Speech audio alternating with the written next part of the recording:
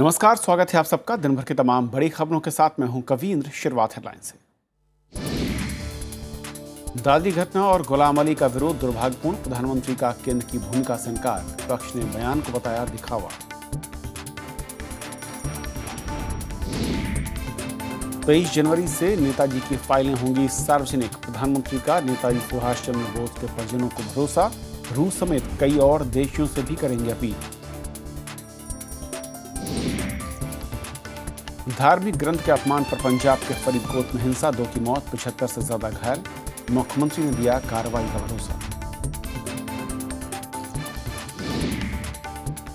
बिहार में दूसरे दौर के लिए थमा प्रचार, 6 जिलों की 32 सीटों पर शुक्रवार को मतदान, सभी पार्टी में झूठी ताकत। ओडिशा मध्य प्रदेश में किसानों की खुदकुशी जारी, 1 महीने में 32 किसानों ने की आत्महत्या, सूखे और कर्ज ने तोड़ी कमर।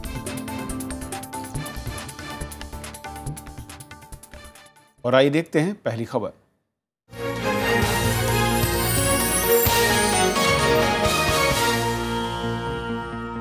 प्रधानमंत्री नरेंद्र मोदी ने दादरी घटना को दुर्भाग्यपूर्ण करार दिया है। अखबार आनंद बाजार पत्रिका से बातचीत में उन्होंने कहा कि वारदात से उनकी सरकार का कोई लेना देना नहीं है। प्रधानमंत्री ने विपक्ष पर छद्म धर्मनिरपेक्षता और ध्रुवीकरण की राजनीति का भी आरोप लगाया। प्रधानमंत्री नरेंद्र मोदी ने दादरी कांड पर पहली बार खुलकर बात की है। आनंद बाजार पत्रिका से उन्होंने कहा कि दादरी की घटना और पाकिस्तानी गायक गुलाम अली का कार्यक्रम रद्द होना दुर्भाग्यपूर्ण है, लेकिन इन घटनाओं से केंद्र सरकार का क्या लेना देना है। बीजेपी ने कभी इनका समर्थन नहीं किया है।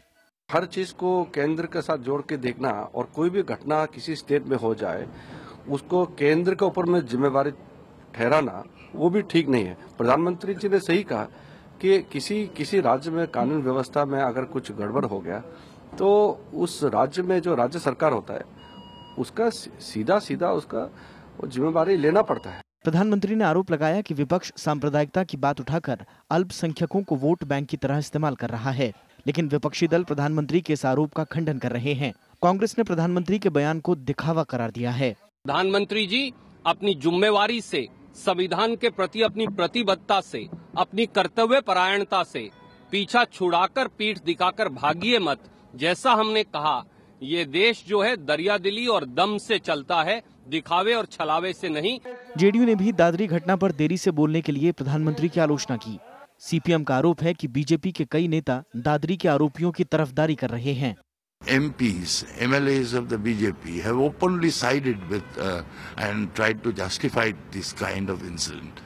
Now, it is very clear that they are striking at the very roots of the idea of India. तत्काल घटना के साथ खंडन होना चाहिए और उसमें सच्चाई होनी चाहिए। बोल रहे हैं यानी लोकतंत्र में गोली से राज नहीं चल रहा है, सच्ची बोली से चल रहा है। प्रधानमंत्री ने दूसरी बार दादरी कांड पर अपनी बात रखी है। इससे पहले बिहार में नवादा की चुनावी रैली में उन्होंने हिंदू और मुस्लिमों को एकजुट होकर गरीबी के खिलाफ लड़ने को कहा था। उन्होंने कहा था कि बहुलतावाद पर सबको राष्ट्रपति प्रणब मुखर्जी की बातों पर चलना चाहिए। Bureau report, Rajya Sabha TV. तो प्रधानमंत्री के बयान और विपक्ष के जो आरोप हैं उन पर और बातचीत करेंगे। हमारे साथ वरिष्ठ पत्रकार नीरजा चौधरी। नीरजा, स्वागत है आपका। लंबे अरसे से विपक्ष की मांग थी, मैं कहूँ कि कमोबेश सभी दलों की मांग थी कि प्रधानमंत्री दादरी या फिर जो कुछ मुंबई में हुआ, इन तमाम मसलों पर अपनी राय जाहिर करें। आज जबकि राय सामने आ रही है, सबसे पहले तो आप किस तरीके से देखती हैं? क्या वाकई देरी से दिया गया बयान है, जैसा कि कुछ नेता कह रहे हैं कि घटना के तुरंत बाद प्रधानमंत्री का एक होना चाहिए कि उनको क्या चाहते हैं या फिर उनका क्या एक संदेश है? देखिए, देर आए दुरुस्त आए, पर ये सही है कि अगर जब दादरी की घटना हुई और भाजपा के लोग उसमें इन्वॉल्व दिखे तो उस समय ही प्रधानमंत्री बोलते तो इतना भ्रम फैला है इसके बारे में कि भाजपा का क्या रवैया है, सरकार का क्या रवैया है, आरएसएस इसमें इन्वॉल्व है, मतलब इनकी रणनीति क्या है, प्लान क्या है, इसके बारे में बहुत शंका पैदा हुई कि क्या रैली चाहते हैं और क्या बिहार चुनाव को मद्देनजर रख के ये सब किया जा रहा है। लेकिन और दादरी की घटना हो जाना कि शंका के बेसिस पे आप के गाय को मारना चाहिए कि नहीं, वो अलग आपकी राय हो सकती है, किसी की हो सकती है हाँ, किसी की हो सकती है। बहुत हिंदुओं के जज्बात से जुड़ी हुई बात है, ये सही है। लेकिन आप लॉ को अपने हाथ में लेके सिर्फ शक के बेसिस पर किसी के घर में रात को जाके उसको मार दें और सरकार की तरफ से बिल्कुल भी कुछ नहीं आए, जबकि भाजपा के लोग इन्वॉल्व हैं, इतना हाहाकार हो रहा है और दुनिया भर में बात ये फैली है। बाहर के समाचार पत्रों ने, न्यूयॉर्क टाइम्स जैसे पेपर्स में लिखा है इसके बारे में। तो एक शब्द प्रधानमंत्री उस समय बोल देते जो आज बोले हैं कि सरकार से जुड़ा हुआ नहीं है, जो इसमें गिल्टी है उनको पकड़ा जाए, सजा होनी चाहिए, तो मामला बिल्कुल ही वो हो जाता। मैं कश्मीर में थी जब ये हुआ और 95% लोग कश्मीर के बीफ नहीं खाते हैं, बैन है बाय लॉ, 75 साल से बैन है। लेकिन इतना रिएक्शन हुआ इसका, दादरी में घटना का, डर सा हो गया कि हिंदुस्तान में क्या हो रहा है, किस दिशा में जा रहा है।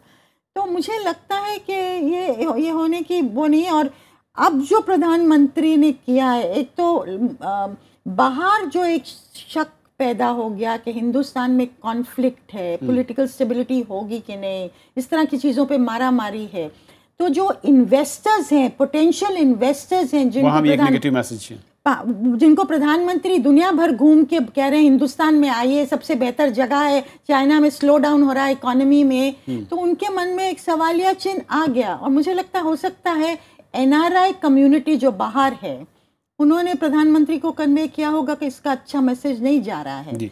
और अगर इनके बयान को मैं देखूं, उन्होंने कहा कि इस तरह की घटनाओं को, जो भी विरोध हुआ, दादरी कांड की बात है, गजल गायक गुलाम अली साहब का, सुनील कुलकर्णी का मामला हुआ, उन्होंने कहा कि केंद्र सरकार की इसमें क्या भूमिका है, क्या ये जो बयान है ये लाचारगी दिखाता है या फिर ये खुद को एक किनारे पर खड़ा करके सिर्फ एक बयान के तौर पर देने की रवायत से दिखती है, या एक गंभीर सरकार, या फिर मैं कहूँ कि एक सरकार जो कि केंद्र में है, भले ही मामला इस तरह का राज्य सरकार के अधीन आता है, उसमें केंद्र दखल नहीं देता या दखल की गुंजाइश नहीं बचती है।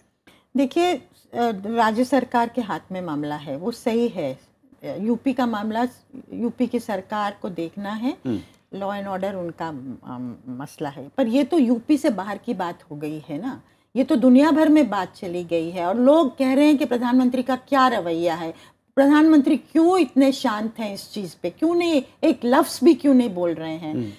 उस समय क्या भारत के मुखिया की तरफ से कुछ क्लैरिटी नहीं आनी चाहिए कि नहीं, हम इस तरह की पॉलिसी के खिलाफ हैं, इस तरह की पॉलिटिक्स को हम नहीं मानते हैं, इस चीज़ को हम बढ़ावा नहीं देने वाले हैं, तो एक मतलब माहौल साफ हो जाता।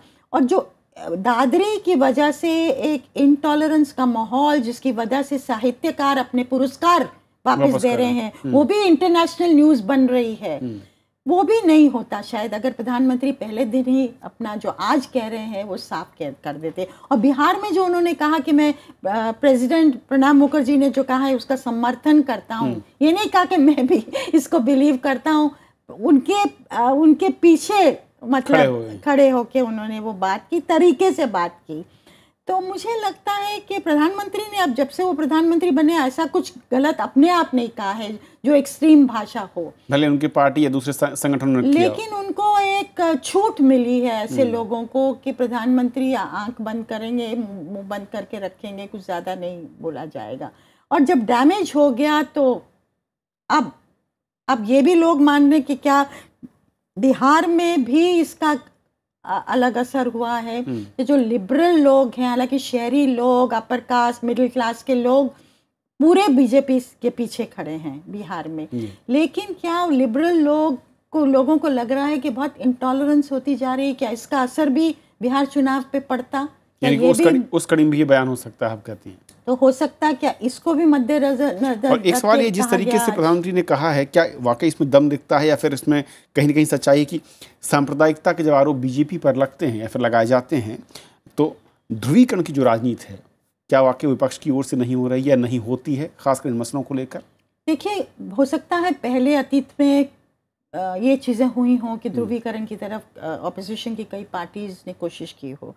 आज के संदर्भ में ध्रुवीकरण की पॉलिसी भाजपा को हेल्प करती है, क्योंकि अगर कोई भी पार्टी सिर्फ मुस्लिम्स का वोट लेके बैठती है, आज जो माहौल है, तो बिल्कुल साइडलाइन हो जाएगी, वो ख़त्म हो जाएगी। मुलायम सिंह यादव ने देखा ये, जो उन्होंने सोचा कि वेस्टर्न यूपी में ध्रुवीकरण हो जाएगा, लोकसभा चुनाव के दौरान जो नहीं हुआ उनको ही उसका खामियाजा भुगतना पड़ा।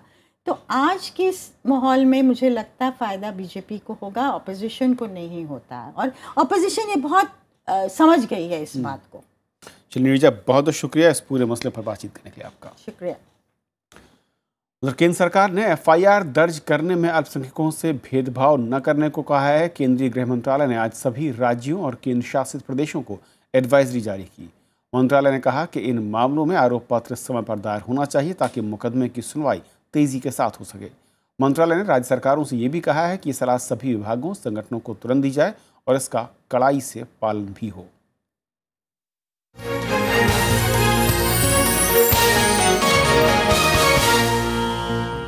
छोटा सा ब्रेक के उस पार दिन भर की दूसरी बड़ी खबर।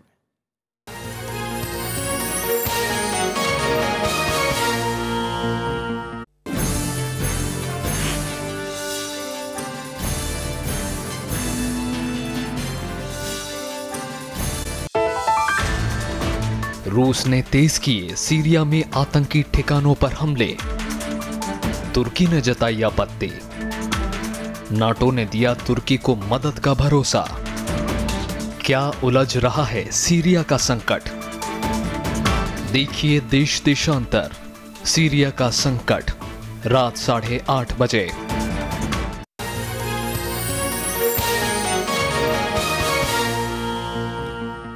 केंद्र सरकार नेताजी सुभाष चंद्र बोस से जुड़ी फाइलों को सार्वजनिक करेगी। प्रधानमंत्री नरेंद्र मोदी ने आज नेताजी के परिजनों से मुलाकात के बाद इस बात का ऐलान किया।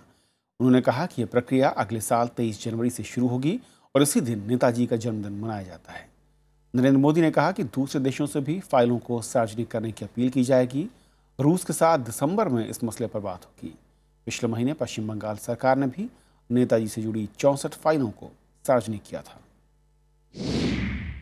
जो विल है, प्रधानमंत्री का विल जो है, तो ये तो काम बनना ही पड़ेगा। पहले क्या था, प्रधानमंत्री का ये आदेश नहीं था। पहले आदेश था जो फाइल छिपा के रखिए। अभी तो ऊपर से जब प्रधानमंत्री जी का आदेश आ गया तो सरकार का कौन इसको दबा के छिपा के रख सकता है। प्रधानमंत्री नरेंद्र मोदी की अध्यक्षता में आज आर्थिक मामलों की मंत्रिमंडलीय समिति की बैठक में कई अहम फैसले लिए गए, जिनमें फर्टिलाइजर सब्सिडी के अलावा अर्धसैनिक बलों के लिए घर और बैरकों का निर्माण शामिल है। बैठक में म्यांमार में कलादान मल्टी मॉडल पारगमन परिवहन योजना के लिए करीब 2900 करोड़ रुपए की मंजूरी दी गई। आर्थिक मामलों की कैबिनेट कमेटी की बैठक में करीब 68 अरब रुपए के फर्टिलाइजर सब्सिडी को मंजूरी दी गई। इसका भुगतान एसबीआई और पीएनबी के जरिए होगा। सरकार ने कोल इंडिया लिमिटेड के अधिकारियों के लिए परफॉर्मेंस के आधार पर वेतन देने के प्रस्ताव को भी मंजूरी दी है। मैनेजरियल सुपरवाइजरी क्लास एक ही होता है, जो एक सब्सिडी से दूसरे में ट्रांसफर होते हैं। इसलिए आज हम एक एक्सेप्शन देते हुए उनकी चिंता करेंगे। तो 2007 से परफॉर्मेंस रिलेटेड पे जो सारे सुपरवाइजरी और मैनेजरियल लेवल के हमारे अधिकारी हैं और बाकी हैं, उनको दिया जाएगा। बैठक में सीआईएसएफ, सीआरपीएफ और आईटीबीपी के लिए 68 जगहों पर घरों और बैरकों के निर्माण को भी मंजूरी दी गई। CISF, CRPF and ITBP. तो आज के इकोनॉमिक अफेयर्स जो कमेटी है, उसने ये निर्णय किया है कि 13,072 मकान और 113 बैरक 68 स्थानों पर इन फोर्सेस के लिए बनाए जाएंगे। इसके अलावा सरकार ने देश भर में फंड की कमी से जूझ रहे अधूरे हाईवे प्रोजेक्ट के जल्द पूरा होने का भरोसा दिलाया। सरकार ने इसके लिए एक मुश्त आर्थिक मदद के प्रस्ताव को भी मंजूरी दी है। अखिलेश सुमन, राज्यसभा टीवी। और अब बात बिहार चुनाव की। बिहार में दूसरे दौर के चुनाव के लिए आज शाम प्रचार थम गया। अब नेताओं के घर घर जाकर वोट मांगने का सिलसिला शुरू हो गया। 16 तारीख को 6 जिलों की 32 विधानसभा सीटों के लिए वोट डाले जाएंगे। दूसरे दौर के लिए बुधवार शाम प्रचार थमने तक सभी पार्टियों ने पूरा जोर लगाए रखा। एनडीए की ओर से बिहार के पूर्व उप मुख्यमंत्री सुशील कुमार मोदी और केंद्रीय मंत्री रविशंकर प्रसाद ने अरवल, कैमूर के रामगढ़, औरंगाबाद, और गया के वजीरगंज में चुनावी सभाएं की, जबकि मध्य प्रदेश के मुख्यमंत्री शिवराज सिंह चौहान रोहतास के नोखा और काराकाट में जनता से मुखातिब हुए। हिंदुस्तानी आवाम मोर्चा के अध्यक्ष जीतन राम मांझी ने औरंगाबाद के नबीनगर और अरवल में जनसभाएं की, जबकि लोक जनशक्ति पार्टी के अध्यक्ष और केंद्रीय मंत्री रामविलास पासवान ने रोहतास के दिनारा और नोखा में लोगों से वोट मांगे। तो उधर महागठबंधन की ओर से बिहार के मुख्यमंत्री नीतीश कुमार ने गया के बेलागंज, भभुआ के रामपुर, रोहतास के चेनारी, करहगर और दिनारा में जनसभा को संबोधित किया। वहीं आरजेडी प्रमुख लालू प्रसाद यादव ने भी दूसरे दौर के लिए 8 चुनावी रैलियों में हिस्सा लिया। 16 अक्टूबर को 6 जिलों की 32 विधानसभा सीटों पर मतदान होना है। इससे पहले 12 अक्टूबर को पहले दौर के लिए 10 जिलों की 49 सीटों पर 57% वोटिंग हुई थी। Bureau report, Rajya Sabha TV. Patna airport पर प्रधानमंत्री नरेंद्र मोदी और बीजेपी अध्यक्ष अमित शाह के पोस्टरों को लेकर महागठबंधन के नेताओं ने बीजेपी के खिलाफ चुनाव आयोग में शिकायत की है। महागठबंधन के नेताओं का एक प्रतिनिधिमंडल और वरिष्ठ वकील केटीएस तुलसी ने निर्वाचन आयोग को एक शिकायती पत्र सौंपा। प्रतिनिधिमंडल ने कहा कि चुनाव प्रचार के लिए सार्वजनिक स्थल का गलत इस्तेमाल किया जा रहा है और ये आचार संहिता का उल्लंघन है। हमने चुनाव आयोग की जानकारी में ये सारी चीज लाई कि किसके कहने पर ये चुनाव प्रचार पटना एयरपोर्ट पर रेलवे स्टेशन पर हो रहा है। नंबर 1, अगर आपने इजाजत दी है तो आप बताएं। तो उन्होंने कहा नहीं, हमने इजाजत नहीं दी। कि एयरपोर्ट के प्रेमिसेस के अंदर दर्जनों कटआउट लगे हुए हैं वोट मांगते हुए, जो कि पब्लिक प्रॉपर्टी का मिसयूज है एक पॉलिटिकल पार्टी के हित में। इलेक्शन कमीशन ने इसको संज्ञान में लिया है। हमें पूरी उम्मीद है कि इलेक्शन कमीशन उसको शाम तक कम से कम नीचे उतरवा देंगे। प्रधानमंत्री ने संविधान और कानून का मजाक उड़ाया है, एयरपोर्ट का भी दुरुपयोग करना शुरू कर दिया, रेलवे स्टेशन का भी दुरुपयोग करना शुरू कर दिया। क्या इतने घबरा गए हैं प्रधानमंत्री और उनकी पार्टी कि अब कानून को भी ताक पे रख के वो इलेक्शन लड़ेंगे? क्यों उनको इस बात से एतराज क्यों है पोस्टर से? ऐसा इसमें क्या लिखा हुआ है? अब मैंने एक बात कही इसमें, अगर उनको लगता है, आई डोंट अंडरस्टैंड कि क्यों उनको लगता है why the hat fits him. ये तो मैंने मिस्टर कुमार बोला ना, मिस्टर कुमार तो भैया बिहार में बहुत सारे हैं, मेरे खुद के नाम के आगे कुमार लगा हुआ है। मैं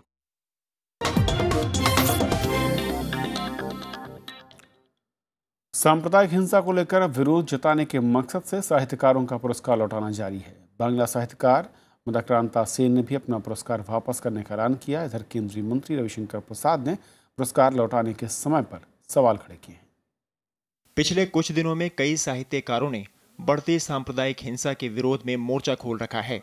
विरोध जताने के लिए वो पुरस्कार लौटाने का ऐलान कर चुके हैं। बुधवार को इस अभियान में बांग्ला कवयित्री मंदाक्रांता सेन भी जुड़ गईं। उन्होंने अपना साहित्य अकादमी युवा लेखक विशेष पुरस्कार लौटा दिया। The voices of people, voices of writers as well, they are being choked. So against all this, I'm protesting. केंद्रीय दूरसंचार मंत्री रविशंकर प्रसाद ने साहित्यकारों के पुरस्कार लौटाने के समय पर सवाल उठाया है कि देश में बहुत बड़ी बड़ी घटनाएं हुई हैं, उस समय तो बहुत लोगों ने वापस नहीं किया। आपातकाल में इतनी बड़ी संख्या में लोकतांत्रिक अधिकारों का हनन हुआ, प्रेस फ्रीडम का, उस समय तो ऐसे स्वर दिखाई नहीं पड़े। मुजफ्फरनगर में इतना बड़ा रैट हुआ आज से 1.5 साल पहले, और किस तरह की वहां सरकार ने काम किया, बिल्कुल विभेदकारी काम किया, उस समय तो ऐसी कोई पहल दिखाई नहीं पड़ी। मंगलवार को जानी मानी पंजाबी लेखिका दिलीप कौर तिवाना ने पद्मश्री अवार्ड लौटाने का ऐलान किया था।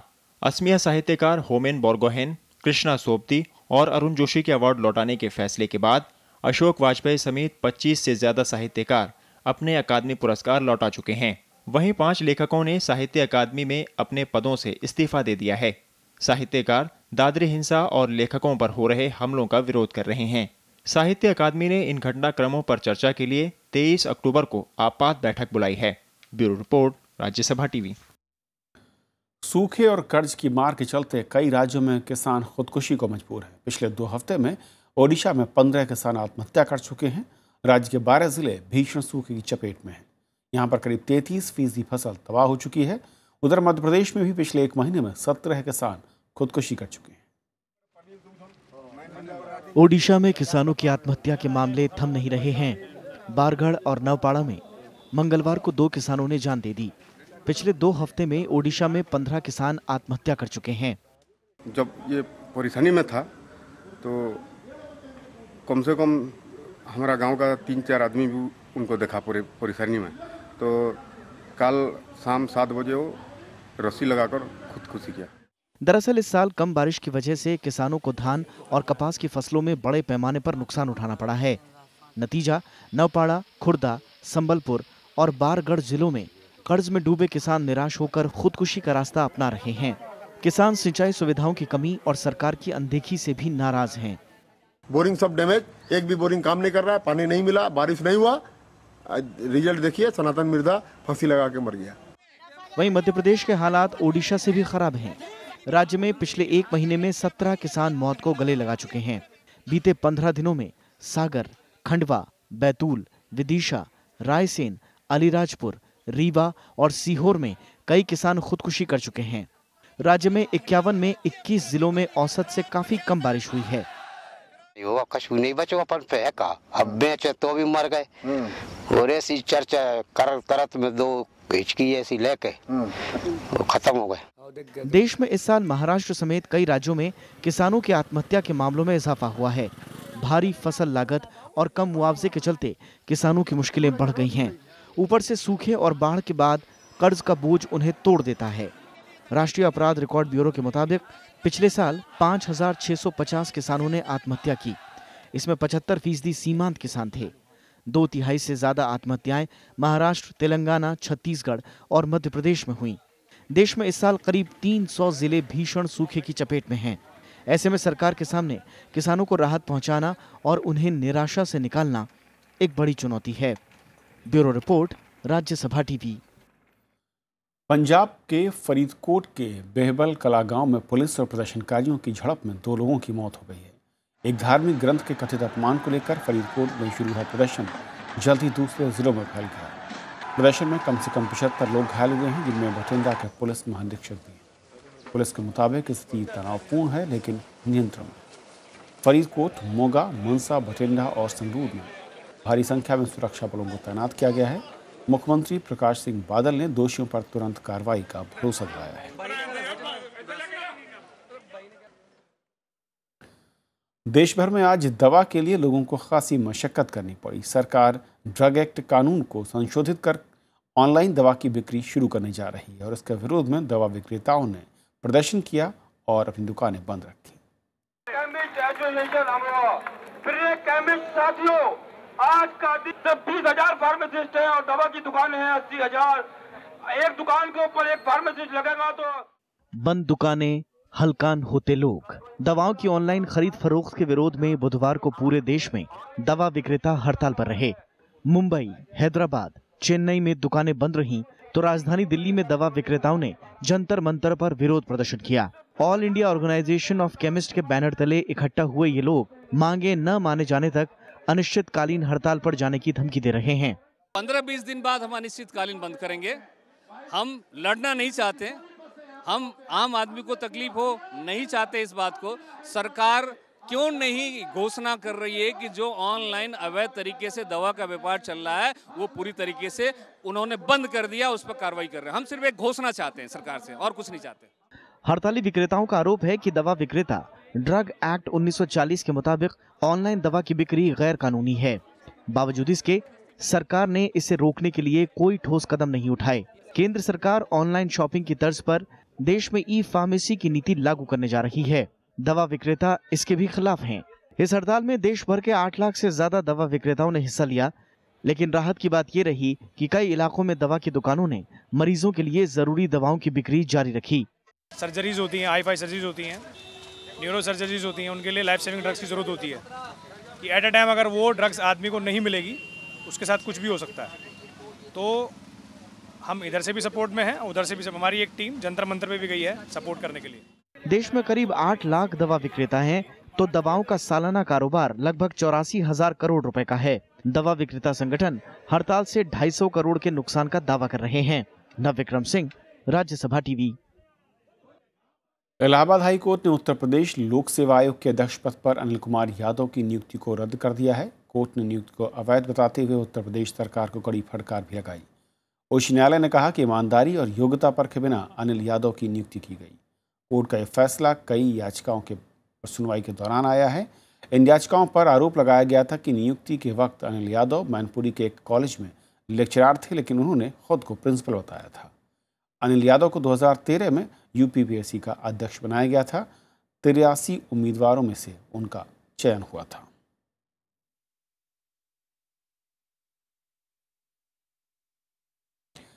इजरायल दौरे पर राष्ट्रपति प्रणब मुखर्जी ने आतंकवाद के सभी रूपों की निंदा की है। राजधानी यरूशलेम में स्वागत के बाद उन्होंने पश्चिम एशिया में हिंसा जारी रहने पर चिंता जाहिर की। राष्ट्रपति ने कहा कि सभी विवादों का निपटारा बातचीत से होना चाहिए। उनकी मुलाकात इजरायल के राष्ट्रपति और प्रधानमंत्री से भी हुई। इजरायल के राष्ट्रपति रूवेन रिवलिन ने कहा कि दोनों देश आतंकवाद समेत कई क्षेत्रों में मिलकर काम कर रहे हैं। राष्ट्रपति ने इजरायली संसद को भी संबोधित किया। भारत का कोई राष्ट्राध्यक्ष पहली बार इजरायल की यात्रा पर है।